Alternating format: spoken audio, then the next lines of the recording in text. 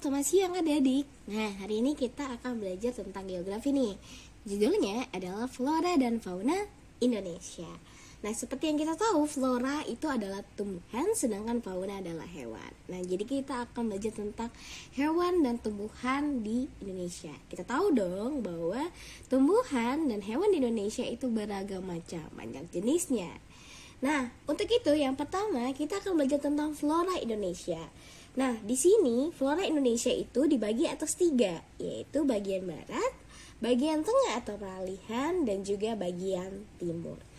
Nah, untuk bagian barat sendiri, nah itu disebut dengan hutan hujan tropis.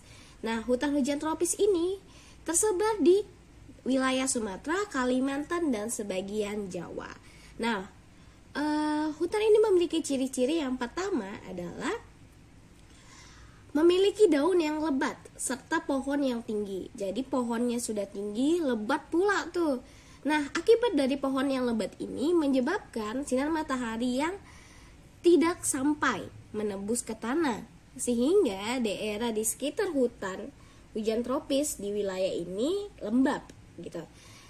Nah, kemudian biasanya ini didominasi oleh tumbuhan lumut. Ada tumbuhan lumut karena dia lembab dong. Lumut, jamur banyak tersebar di hutan hujan tropis ini. Nah, pohon-pohon khasnya yaitu adalah pohon kasturi di Kalimantan, kemudian kayu ulin di Kalimantan juga. Nah, terus kita tahu nih ini adalah Rafflesia anordi menjadi salah satu ciri khas yang ada biasa kita temukan di daerah Bengkulu. Nah, yang kedua ada flora Indonesia bagian tengah. Nah, ini didominasi oleh hutan hujan musim dan sabana. Nah, ketika hutan hujan musim ini, ketika kemarau dia akan menggugurkan daunnya. Kemudian dia tersebar di daerah sebagian Jawa, yaitu daerah Jawa bagian tengah dan Jawa Timur. Nah, contoh tumbuhannya adalah pohon jati. Nah, kita tahu kan kalau pohon jati itu kan memiliki daun yang lebar. Kalau memiliki daun yang lebar, memiliki penguapan yang tinggi juga. Nah, bagaimana cara mengurangi penguapan pada musim kemarau? Yaitu dengan cara menggugurkan daunnya. Kemudian yang kedua ada sabana. Nah, sabana ini adalah padang rumput yang diselilingi pohon. Nah, biasanya padang rumput ini memiliki ciri-ciri yang pertama, curah hujannya rendah. Kemudian memiliki suhu udara yang cenderung panas di sepanjang tahunnya. Kemudian karena dia memiliki padang rumput sehingga cocok untuk dijadikan peternakan. Nih, makanya kan kalau kita tahu kan ada itu peternakan kuda, peternakan sapi di daerah Nusa Tenggara.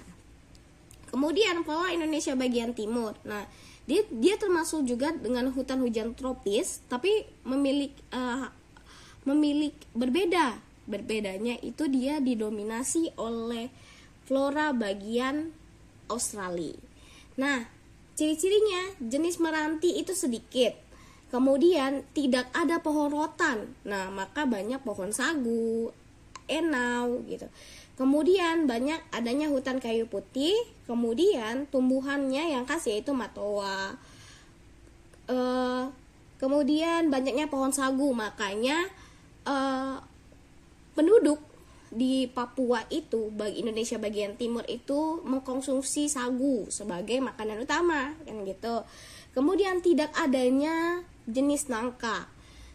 Nah, tersebar di wilayah Maluku dan Papua. Ini contohnya, ini ada pohon anggrek, kemudian ini adalah pohon matoa. Matoa ini menjadi buah khas dari Papua. Nah, lanjut nih, fauna Indonesia. Nah, fauna Indonesia itu terbagi atas 3 juga, bagian barat, bagian tengah, dan bagian timur. Nah, fauna Indonesia itu dibagi berdasarkan garis. Nah, ada garis Wallace dan garis Weber. Nah, kalau bisa kira ini yang warna hitam itu adalah Wallace line. Ini dia, ini bagian barat, bagian tengah, dan bagian timur. Wallace line ini nih ada Sumatera, Kalimantan, sebagian Jawa, kemudian bagian tengah itu ada Sulawesi, kemudian Bali, Nusa Tenggara, dan sebagian Jawa Timur. Kemudian nih, bagian timur itu ada Maluku, Papua. Nah, garis Wallace itu adalah garis yang membagi Indonesia bagian barat dengan bagian tengah. Kemudian garis Weber yaitu garis yang membagi antara Indonesia bagian tengah dengan Indonesia bagian timur. Nah, fauna Indonesia bagian barat memiliki ciri-ciri. Pertama, mamalia berukuran besar. Kemudian adanya jenis kera. Kemudian banyak hewan endemi yang ditemukan di wilayah Indonesia. Kemudian spesies burung itu dia memiliki warna atau corak yang lebih gelap. Kemudian ikan sungai atau ikan air tawar itu relatif banyak. Kemudian reptil bervariasi. Kalau mamalia besar kita tahu tuh ada gajah, ada harimau. Kemudian dia bertubuh besar, berbulu lebat. Itu biasanya di sini. Ini ada gajah, ada harimau. Nanti bisa ketemuin kera. Itu kera-kera itu banyak jenisnya.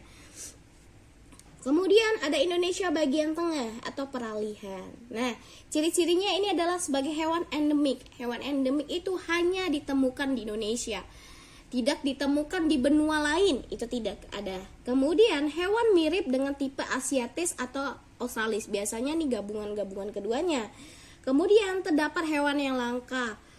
Nah, dan keempat, biasanya binatangnya itu dari sisa-sisa hewan purba, tidak memiliki burung, tidak memiliki bulu, kemudian memiliki burung yang khas. Nah, contoh hewannya seperti ada burung jarak balik, komodo, kemudian babi rusa. Nih, bukan babi rusa nih, ini komodo. Ini komodo itu hanya ditemukan di Indonesia bagian tengah. Itu tidak ditemukan di wilayah yang lain. Kemudian yang terakhir ada fauna Indonesia bagian timur. Nah, ini kebalikan dari Indonesia bagian barat. Memiliki mamalia bertubuh kecil. Kalau di Indonesia barat tadi kan tubuhnya besar, kemudian berbulu, bertaring. Nah, kedua, berbagai jenis burung. Kalau burung di Indonesia bagian barat kan warnanya gelap. Nah, ini burungnya bervariasi dengan berbagai macam warna. Ketiga, ditemukannya kera. Tidak ditemukannya kera di hutan. Kemudian memiliki banyak binatang berkantong. Iya, contohnya seperti kayak kanguru. Kemudian kelima, ikan air tawar yang relatif sedikit. Nah, contoh hewan seperti burung rangko, burung cendrawasih, dan kanguru. Nih, bisa dilihat ya gambarnya. Oke, terima kasih adik-adik. Ingat ya, fauna di Indonesia dan flora Indonesia itu berbagai macam. Jadi kamu bisa nih nanti lihat contoh-contohnya tuh banyak banget contoh-contoh lainnya. Oke, terima kasih. Sampai jumpa. Assalamualaikum.